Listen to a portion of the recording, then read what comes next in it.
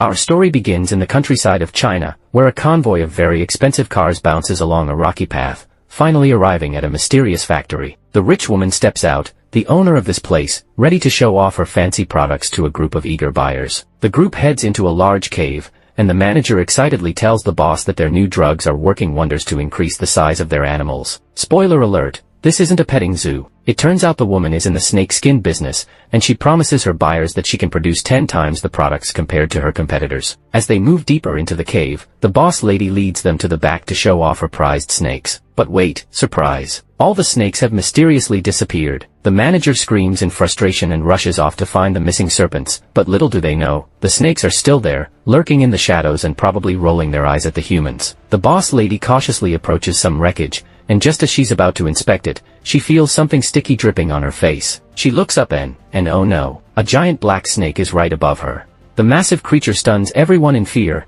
and before they can say safety first, the snake opens its jaws wide and swallows her whole. Talk about a bad day at work, but it gets worse. Suddenly, a bunch of smaller snakes start dropping from the ceiling and biting everyone's necks. It's like a horror movie, but with more scales. The humans try to fight back, but they're no match for the slithering army. Then, the giant serpent reappears in the crowd, treating the humans like they're on the menu for a buffet. It knocks victims away with its massive tail and chomps down on the workers one after another. While the manager sees this chaos and decides that running away is the best option, he bolts through the cave, but the giant serpent is hot on his heels, chasing him through the rooms like it's a twisted game of tag. As the manager runs for his life, he stumbles into the forest and finds himself at the edge of a cliff overlooking an isolated school. Before the manager can get any help, the giant snake grabs him and tosses him into the bushes, where all we hear are his terrified screams. The monster then slithers out and starts eyeing the buildings below, plotting to devour even more victims at the nearby school. And what kind of school is it? A training academy for flight attendants, where only girls who look like they just stepped off a runway are accepted. These aspiring flight attendants are taught all sorts of skills, like how to kiss their passengers back to life and look so pretty that they don't scare customers to death. They even have to take showers together,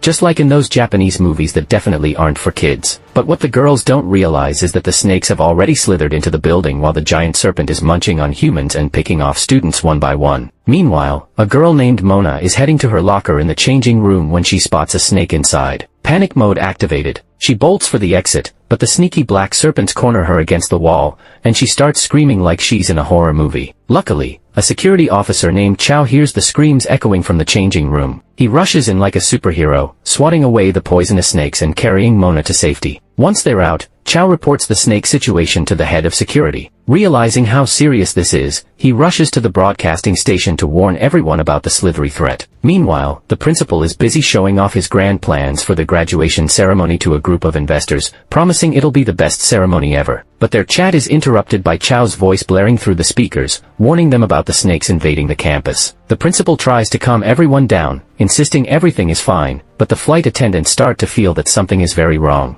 Suddenly, they turn around and see the massive serpent right in front of them. Panic sets in as the monster devours the principal in one bite, sending everyone else scrambling for their lives. The giant snake starts knocking people into the air like they're in a carnival game, gobbling them up one by one, while even more snakes are released into the building, causing absolute chaos. The students panic as the snakes wreak havoc in the classrooms, and everyone rushes to escape.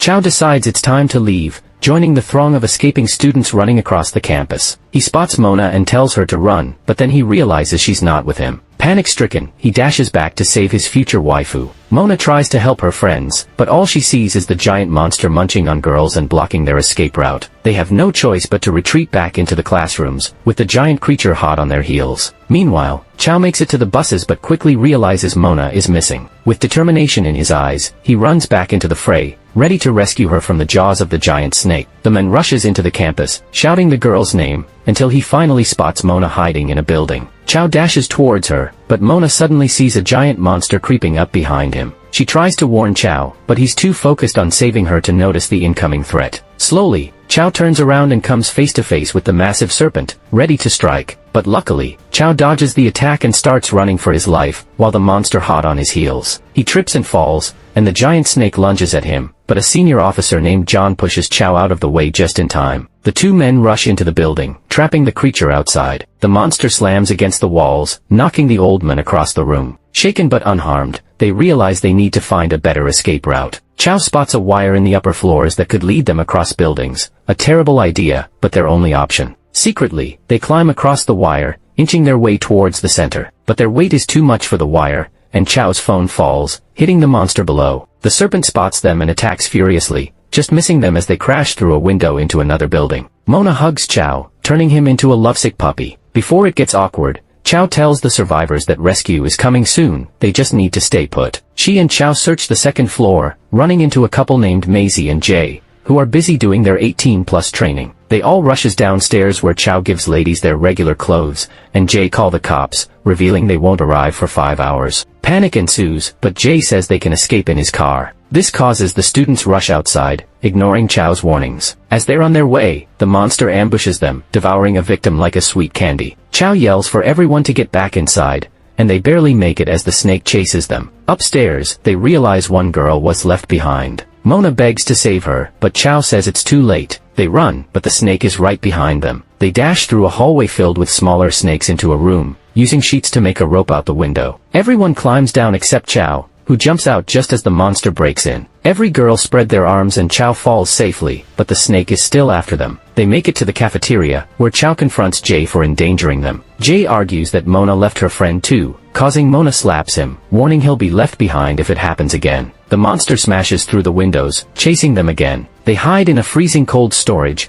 holding their breath as the snake passes by, unable to sense their body heat. Chow leads them to the exit, but more snakes block the way. With no other choice, Chow decides to make the temperature even colder, freezing the girls in their skimpy outfits while also putting the snakes into hibernation. This gives everyone a chance to escape, but they have to tiptoe carefully to avoid stepping on the venomous creatures. Just when it seems like they might make it out, Mona trips and gets completely covered by the snakes. Chow rushes to save her, gently moving the serpents away, but, oh no, he gets bitten by one of the little monsters before they can escape. The team quickly runs to the emergency room, where they put Chow on a hospital bed to try and save his life. Things are looking grim, so Mona has no choice but to suck out the venom from Chow's body. This causes him to pass out. While they wait for Chow to recover, the giant serpent is still on the hunt, sniffing out the humans like a bloodhound on a mission. Luckily, Chow eventually regains consciousness and feels much better, thanks to Mona's special skills. Just as everyone starts to celebrate, John bursts their bubble by announcing that 5 hours have passed,